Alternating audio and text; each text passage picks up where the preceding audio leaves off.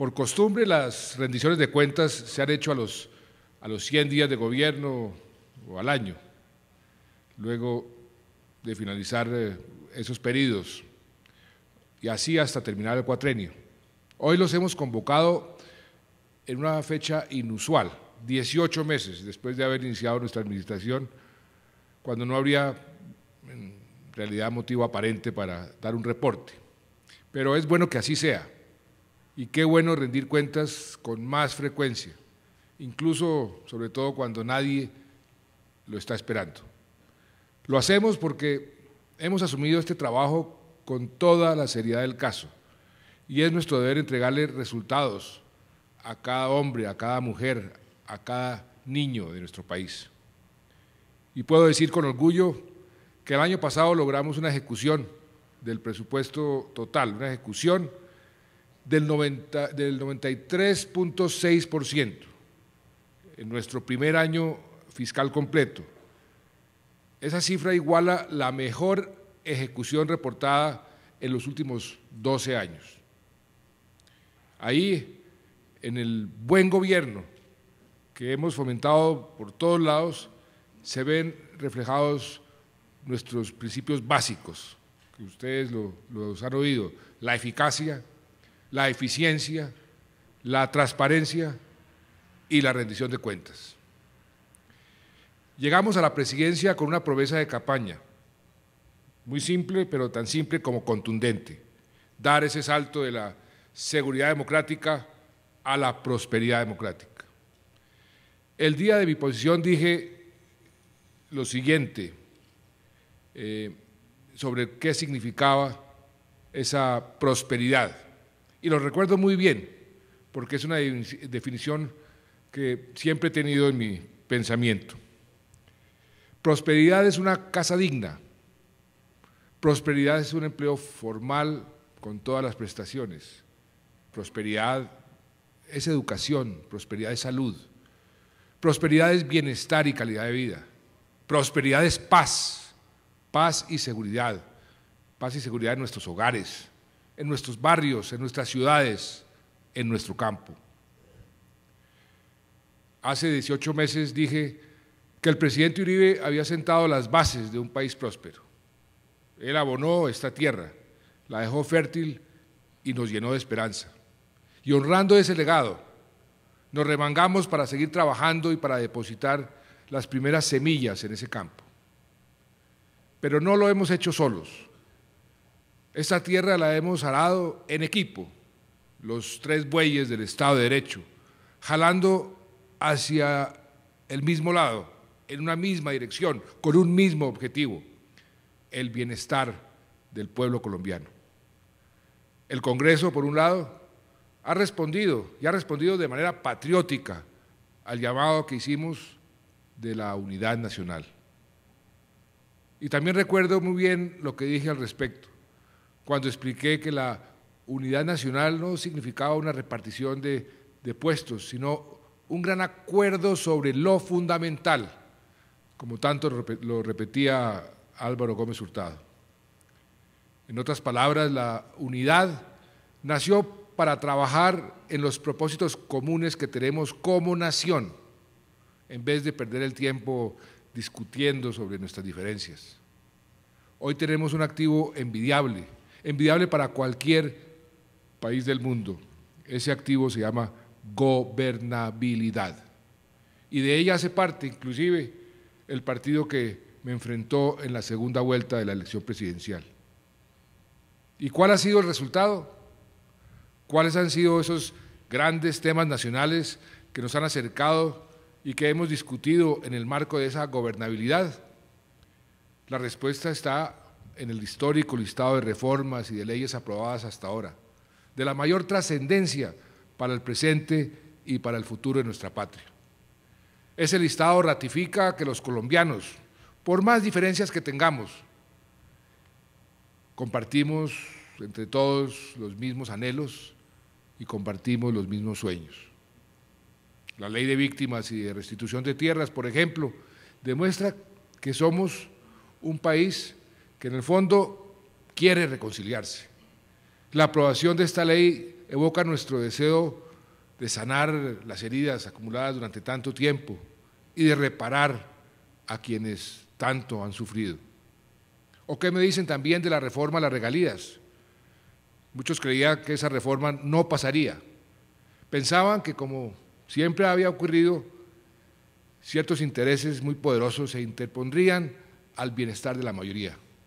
Pues no, el Congreso le cumplió al país y ahí también quedó demostrado otro acuerdo sobre lo fundamental, la necesidad y la obligación de ser un país más equitativo, con mejor distribución de una gran riqueza que tenemos los colombianos. Miren este dato. El año pasado, antes de la reforma a las regalías, 395 municipios se beneficiaron de 5.7 billones de pesos de regalías directas y 211 municipios recibieron 1.3 billones a través del Fondo Nacional de Regalías. En total, se beneficiaron, 606 municipios. Este año 2012, gracias a la reforma, ya no serán 606 municipios, sino 1.102 municipios, es decir, más del doble los que van a verse beneficiados del nuevo Sistema General de Regalías y por una cifra mucho mayor, 7.8 billones de pesos. Por eso hemos dicho que esta ha sido la reforma de la equidad en nuestro país, así la hemos denominado y creo que esto demuestra perfectamente que así es. Con ese mismo espíritu, obramos para expedir la reforma a la salud o la reforma que mencionaba el ministro del Trabajo, la reforma de formalización y generación de empleo, entre muchísimas otras iniciativas que se aprobaron en el Congreso. La gobernabilidad también nos permitió ejecutar una muy ambiciosa y yo creo que mucha gente dice que nunca antes vista reforma del Estado. Gracias a las facultades que nos otorgó, que nos confió el Congreso, hicimos más eficiente todo el andamiaje institucional. Creamos nuevas agencias, agencias técnicas, agencias especializadas, además de los ministerios que el país francamente necesitaba con urgencia.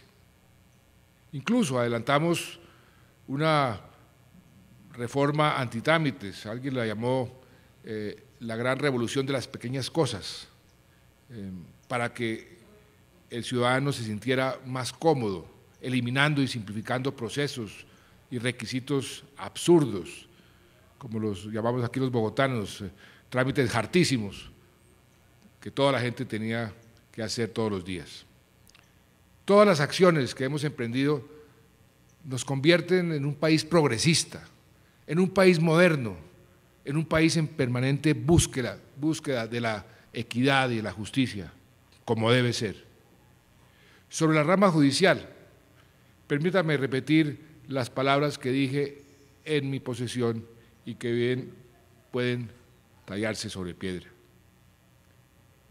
Como demócrata integral, creo y defenderé siempre la independencia de la justicia, condición esencial de la separación de poderes, que es el alma de la democracia moderna. Si bien se puede disentir de algunas de sus decisiones, eso no significa en absoluto el desacatamiento de sus fallos. Y en esto quiero insistir, el hecho de que el jefe de Estado emita una opinión, eso no se contrapone con el debido respeto y el acatamiento de las sentencias judiciales. Es la tarea de un presidente, es la tarea del jefe de Estado, buscar equilibrio y armonía entre las dos razones de ser de ese mismo Estado, la seguridad y la justicia. Cualquier opinión expresada en ese sentido no puede ni debe interpretarse como una indebida injerencia, ni mucho menos como un acto de irrespeto o desacato. La dignidad de la justicia se respeta y punto. Así de sencillo. Y mal haríamos en enemistarnos cuando también tenemos un acuerdo sobre lo fundamental, que no es otro que el apego a la Constitución y el cumplimiento de la ley. Incluso hemos hecho una muy buena llave con los organismos de control y de investigación. Nos hemos unido en el propósito común de capturar a los corruptos, de destapar las ollas podridas, apoyándonos además en el importante Estatuto Anticorrupción que sancionamos el año pasado, con medidas de prevención y de transparencia en la contratación pública. Hemos trabajado en equipo contra los violentos, porque consolidar la seguridad también es un propósito nacional. Es tan sencillo como esto. La mejora de la seguridad ha sido la base del éxito que hemos cosechado durante los últimos años. Por eso combatir la inseguridad es una tarea permanente y contundente en nuestra agenda de gobierno. Y sabemos de la preocupación de los colombianos, sentimos como propio el llanto de quienes pierden a sus seres queridos. Todos los días perseguimos a los narcotraficantes, todos los días luchamos contra las bandas criminales, todos los días vamos hasta las madrigueras de los guerrilleros. En medio de ese permanente esfuerzo, por razones puramente políticas, hay quienes quieren hacerle daño al gobierno o a Juan Manuel Santos, cuestionando a la fuerza pública, diciendo, por ejemplo, que está desmoralizada. A esas personas les digo que se equivocan de cabo a rabo. Esas personas lo que hacen con sus cuestionamientos es golpear el corazón de cada soldado y de cada policía que expone cada día su vida por proteger al resto de los colombianos. Pocos pueden entender la complejidad de esas zonas apartadas, de esa geografía imposible donde los terroristas se esconden y atacan por la espalda como viles cobardes. Quienes ponen el pecho en este conflicto son nuestros valientes uniformados y resulta muy inmerecida que su honra sea mancillada por las mismas personas que los protegen. ¿Qué puede pensar una madre, un padre, un hijo, una esposa que pierde a su ser querido y al mismo tiempo escucha a algunos criticando su servicio por la patria? Una fuerza pública desmoralizada no habría acabado con ese símbolo del terror que representaba el mono Jojoy. Una fuerza pública desmoralizada, desmotivada, no habría atravesado los anillos de seguridad de Alfonso Cano, ni más ni menos el máximo jefe de las FARC, a quien también dimos de baja en este gobierno. Si hay alguien que en este país no ha dejado de entregar resultados, son nuestras Fuerzas Armadas. En los últimos 18 meses, casi 8.300 miembros de grupos armados han sido capturados por nuestros soldados y nuestros policías. Y a eso hay que sumarle más de 2.500 que se han desmovilizado, gracias a la presión de la fuerza pública. Son 10.800 hombres neutralizados que antes secuestraban, asesinaban y que hoy están neutralizados. El año pasado, como aquí se dijo, tuvimos la tasa de homicidios más baja de los últimos 27 años. Y en enero de este año los indicadores siguieron mejorando. Se registraron 193 homicidios menos, una reducción del 16% en comparación con enero del año pasado. En el mismo mes, enero, el secuestro disminuyó en un 63%. Y la extorsión, aunque esa cifra yo la cuestiono mucho por la falta de denuncia de mucha gente, pero por lo menos lo que se denunció bajó en un 52%. Y todo esto gracias ¿a quién? A nuestros soldados, a nuestros policías. Seguiremos trabajando y nuestra fuerza pública seguirá velando por el bienestar de los colombianos. No somos triunfalistas, ni siquiera con estas cifras alentadoras, pero mientras los indicadores demuestren que estamos mejorando, tendremos motivos para creer que vamos por buen camino y que sea esta una oportunidad para rendir un homenaje una vez más a esos hombres de acero, a quienes debemos todos y cada uno de los logros de la seguridad democrática y de los avances hacia la prosperidad democrática. Porque a las Fuerzas Armadas solamente tenemos por ellos gratitud, honor y respeto. Les decía que durante este gobierno hemos depositado las primeras semillas en el campo que nos quedó abonado. Y hoy quiero decirles con plena y genuina convicción que la prosperidad democrática, la prosperidad para todos, ha comenzado a germinar. La prosperidad ha empezado a emerger de esa tierra fértil. El mundo hoy nos reconoce como la gran promesa de América Latina. Aquí ha crecido con rapidez la semilla de nuestra buena imagen ante los ojos de la comunidad internacional. Estamos ahora rodeados de aliados, de socios, de amigos, sin tensiones, sin crisis diplomáticas que afectan nuestro desarrollo y nuestra economía. Exactamente en 2 meses, en abril, vamos a hospedar a los jefes de Estado y de Gobierno del continente americano, como anfitriones que somos de la Cumbre de las Américas, la reunión de más alto nivel en el hemisferio occidental. Eso habla bien de cómo nos ven desde afuera. Ya no aparecemos en las revistas internacionales, en las carátulas, en las primeras páginas, encabezando los deshonrosos rankings del secuestro, del narcotráfico o de la violación de los derechos humanos.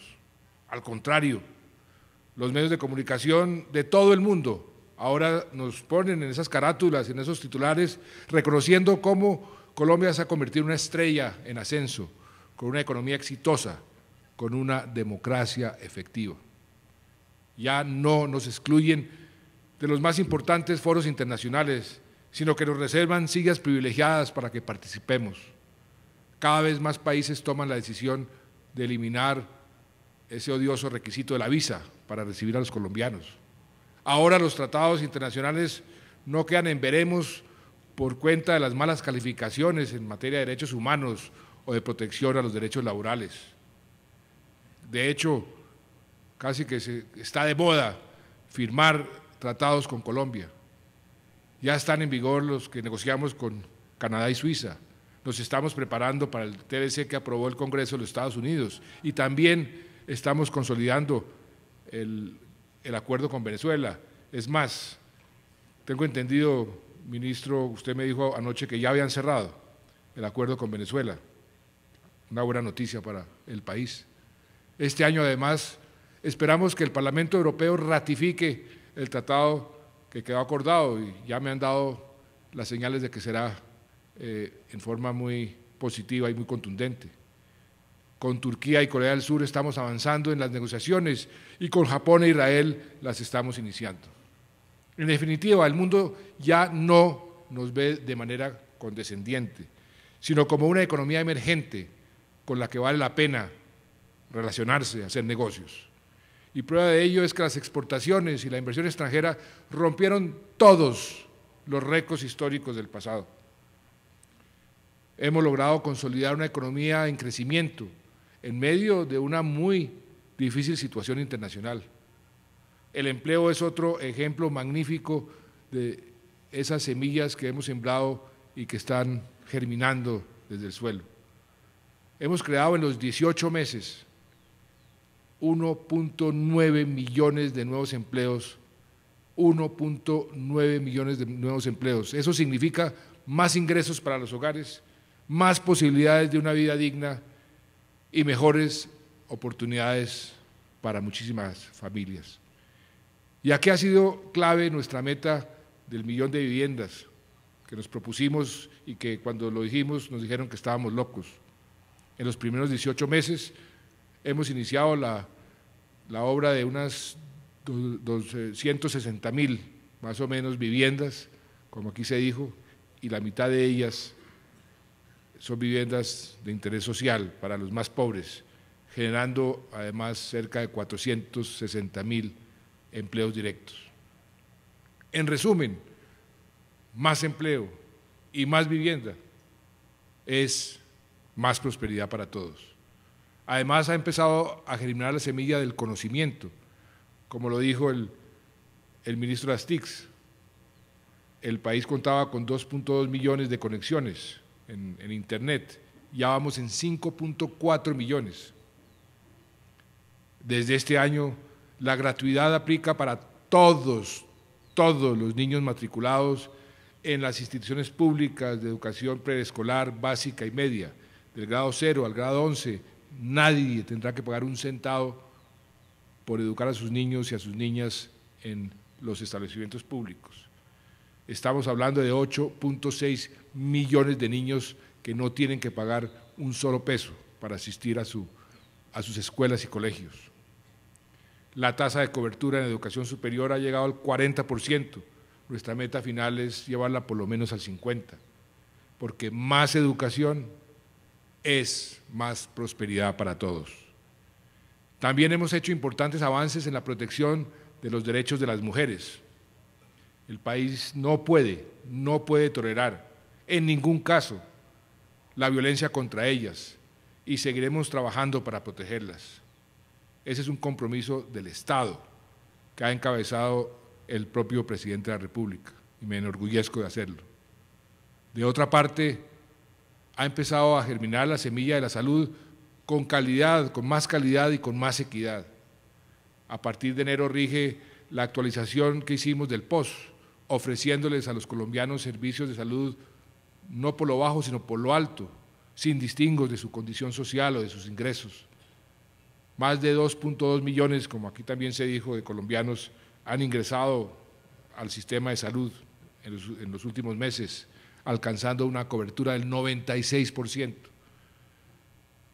Hemos alcanzado un total de 11.7 millones de colombianos del régimen subsidiado que cuentan con los mismos beneficios del régimen contributivo, porque mejor salud y de mejor calidad también significa más prosperidad para todos. Hay otras semillas que han comenzado a germinar y que van a crecer con más rapidez muy pronto, como las relacionadas con la superación de la pobreza extrema.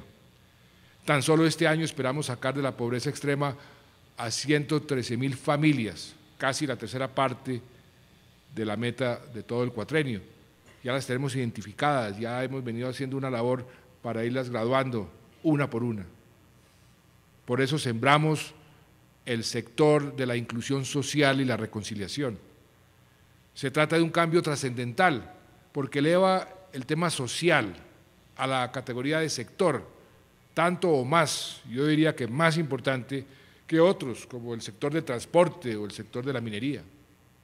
Yo diría que esa semilla es clave para que el país no vuelva a ser un caldo de cultivo de conflictos sociales, para que nos perdonemos por un pasado lleno de sangre y para que miremos hacia el futuro sin sentir rencor entre nosotros, que somos hermanos.